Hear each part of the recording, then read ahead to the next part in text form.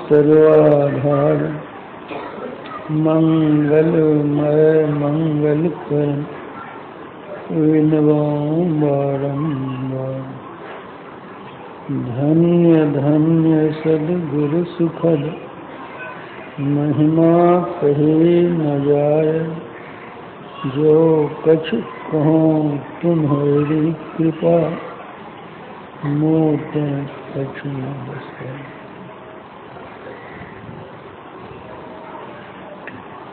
समवेत समादरणीय सज्जन वृंद, आदरणीय माताओं तथा भक्तिमती बहनों,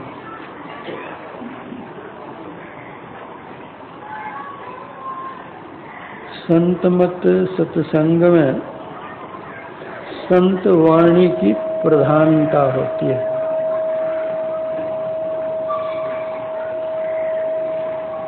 सत्संगारंभ में किसी न किसी संत की वाणी का पाठ होता है। वह पाठ ही उसका आधार होता है। उसी आधार पर आख्यान या व्याख्यान या प्रवचन होता है। अभी आप लोगों ने जो रामचरितमानस का पाठ सुना है, यह रामचरितमानस एक विलक्षण ग्रंथ है। इस ग्रंथ में लौकिक और पारलौकिक दोनों प्रकार के ज्ञानों का समावेश है। इसमें पारिवारिक, सामाजिक, राजनीतिक, आध्यात्मिक सभी प्रकार के ज्ञानों का संग्रह किया गया है।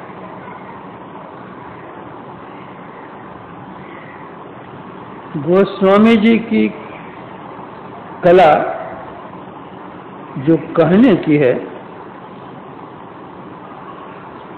इस प्रकार विलक्षण है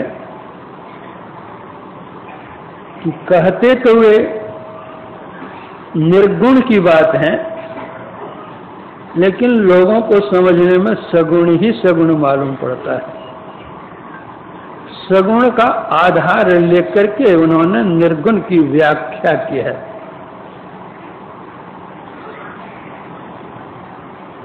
अगर सगुण का आधार नहीं लिया जाए तो निर्गुण को समझ नहीं सकेंगे। जिस तरह बच्चे जब विद्यालय में पढ़ने के लिए जाते हैं, वर्णमाला बच्चे सीखते हैं पहले, अ आ इ ई या अलिफ बे या ABCD, जो कुछ भी विद्या पढ़ने के लिए पहले जाते हैं।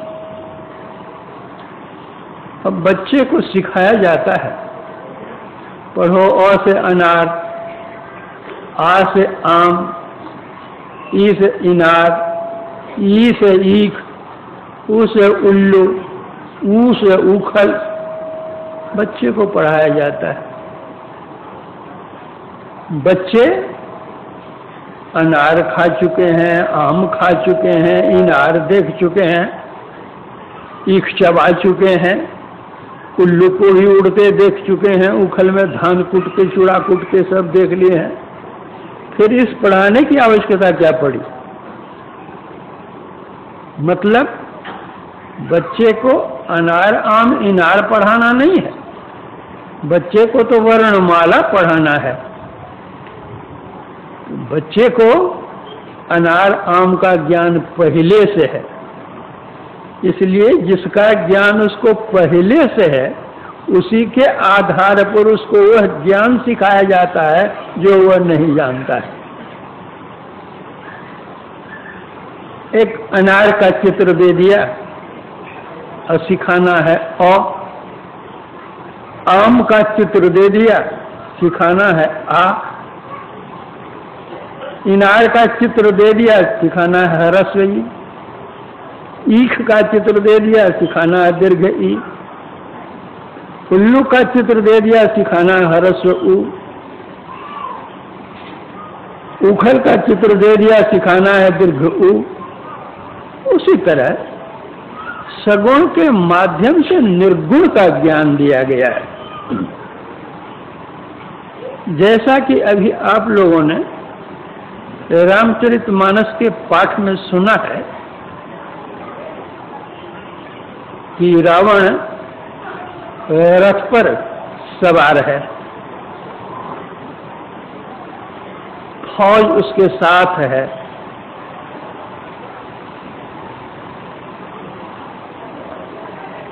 भगवान राम पैदल हैं, यहाँ तक कि उनके पैर में जूते तक नहीं हैं। जो कोई अपनत्व की भावना रखते हैं उनके मन में एक आत्मीयता होती है और स्वाभाविक यह जिज्ञासा हो जाती है। कभी कभी मन में संशय या भ्रम भी हो जाता है। इस कारण से विभीषण भगवान राम से पूछ बैठते हैं कि हम तो देख रहे हैं कि रावण रथ पर सवार है और इतनी फौज उसके साथ हैं और ये सब अस्त्र शस्त्र से सभी सुसज्जित हैं, और आपके पैर में जूते तक नहीं हैं, रथ को तो कौन कहे। फिर आपकी विजय कैसे होगी, आप युद्ध कैसे कीजिएगा। एक चिंता सी हो जाती है उनको। इस चिंता का समाधान भगवान राम किस तरह करते हैं।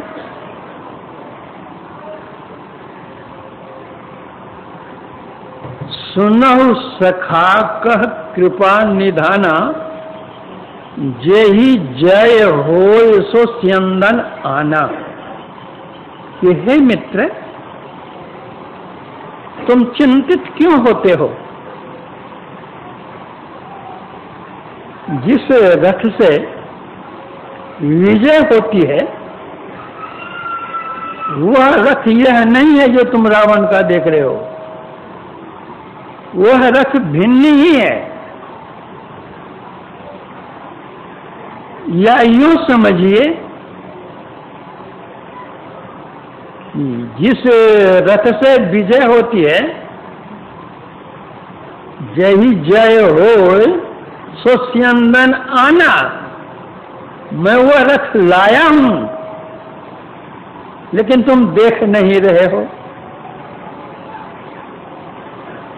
कहने का तात्पर्य कि रावण का रथ जो है वह स्थूल रथ है, उस स्थूल रथ को तुम देख रहे हो, लेकिन मेरा जो रथ है, जिस रथ पर मैं सवार हूं, वह सूक्ष्म रथ है।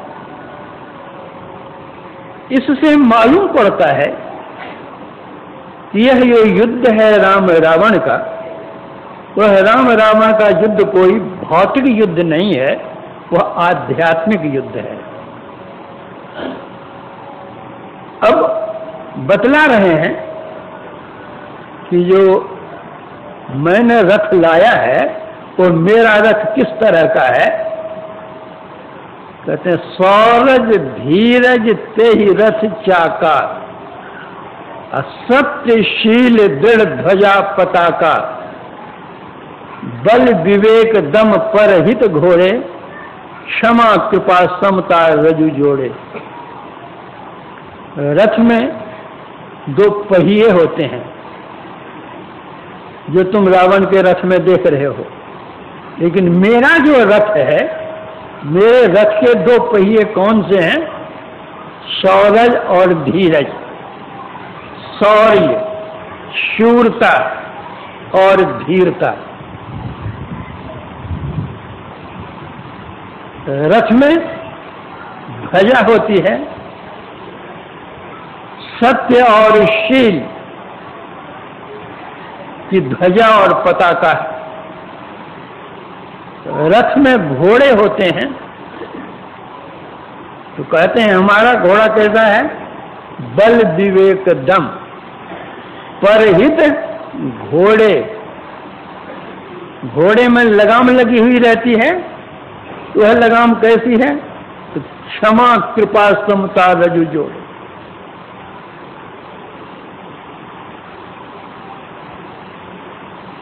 तुम देख रहे हो कि रावण के पास भाला है, बर्छी है, तो हमारे पास भी है क्या? दान परस फरसा है, बुद्धि शक्ति प्रचंडा, बल विज्ञान कठिन को दंडा, यह धनुष है। तीर रखने के लिए अचल अमल मन त्रोण समाना, अचल और अमल निर्मल, यह जो मन है वह तरकस है। संयम नियम सिली मुख नाना, शम दम यम नियम, ये सब उसमें तीर भरे हुए हैं।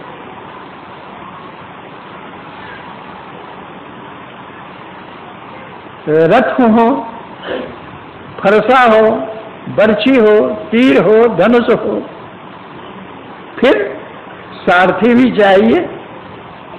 ईश भजन सारथी सुजाना, भगवत भजन करना जो है यह सारथी है। युद्ध करने के लिए जाते हैं तो शरीर में कवच लगाते हैं, तो उधर से तीर आवे, भाला आवे, बर्छी आवे,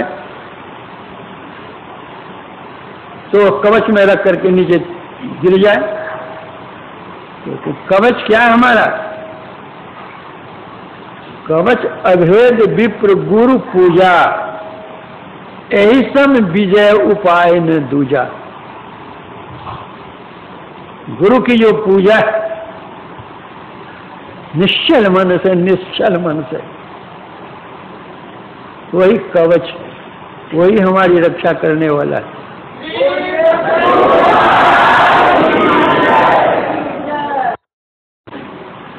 योद्धा युद्ध करने के लिए चले, उसमें सूरता, वीरता, धीरता नहीं रहे, वह युद्ध क्या कर सकता है? कैसी सूरता और वीरता और धीरता चाहिए? तो संत कबीर साहब कहते हैं,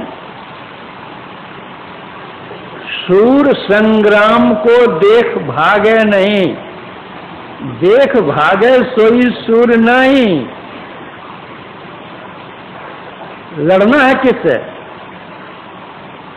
काम और क्रोध मद लोभ से जूझना, मरा घमसांत है खेत माही।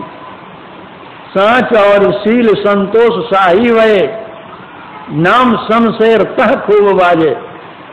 खूब नाम भजन करता, यही तलवार चलती है वहां पर, काम क्रोध आदि विकारों को काटने के लिए। गुरु नानक देव जी हमारे काम क्रोध पर हर पर निंदा, लब लोभ तज हो निचिंदा। भ्रम का संगल तोड़ निराला, हरि अंतर हरि रस पाइया। जो इन विकारों का शमन करते हैं, दमन करते हैं, विनाश करते हैं, उनके अंदर में अमृत रस मिलता है, प्रभु मिलते हैं। तो संत कबीर साहब कहते हैं, जो शूर है वो संग्राम को देख करके भागता नहीं है, और जो देख करके भागता है वह शूर नहीं है। किससे युद्ध करना है? काम और क्रोध मद लोभ से जूझना, काम से लड़ना है, क्रोध से लड़ना जूझना है, घमंड से जूझना है, अहंकार से जूझना है। जहां अहंकार होता है वहां करतार नहीं होता है, जहां करतार होता है वहां अहंकार नहीं होता है।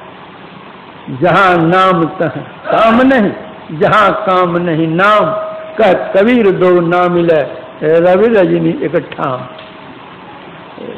रात में खोजेंगे दिन को, दिन में खोजेंगे रात को, मिलने को नहीं। जब तक हृदय निर्विकार नहीं होगा, जो निर्गुण निराकार प्रभु हैं, उनके दर्शन नहीं हो सकते। उनके दर्शन तो दूर हैं, उनकी परछाई भी नहीं मिलेगी। इसीलिए कहा अचल अमल मन, अचल भी हो और अमल भी हो, निर्मल मन। जो निर्मल जल होता है तो निर्मल जल में अपनी परछाई दिखती है, और जब गंदा जल होता है उसमें अपनी परछाई नहीं दिखती है। उसी तरह मन होगा तब प्रभु की परछाई मालूम पड़ेगी, प्रभु भी मालूम पड़ेंगे। जब तक मन पवित्र नहीं होगा नहीं। इसलिए कामिल फकीर ने कहा, दिल का हुजरा साफ कर जाना के आने के लिए, ध्यान गैरों का उठा उसको बिठाने के लिए। एक दिल लाखों तमन्ना, उस पे और ज्यादा हविस, फिर ठिकाना है कहाँ उसको टिकाने के लिए। अरे जिस कमरे में खचाखच लोग भरे हुए हैं, बाहर से कोई आगे रहे कहाँ? कमरा खाली रहेगा तब तो कोई आएंगे। एक बोरा है उसमें चावल भरा हुआ है, अब चीनी हमको रखना है, कहाँ रखेंगे? जब तक चावल का बोरा खाली नहीं करेंगे तो चीनी रखेंगे कहाँ पर? बोरा तो एक ही है, चाहे चावल रखिए कि चीनी रखिए। जो पहले से चावल रखे हो तो उसको निकालिए, तब चीनी रखिए।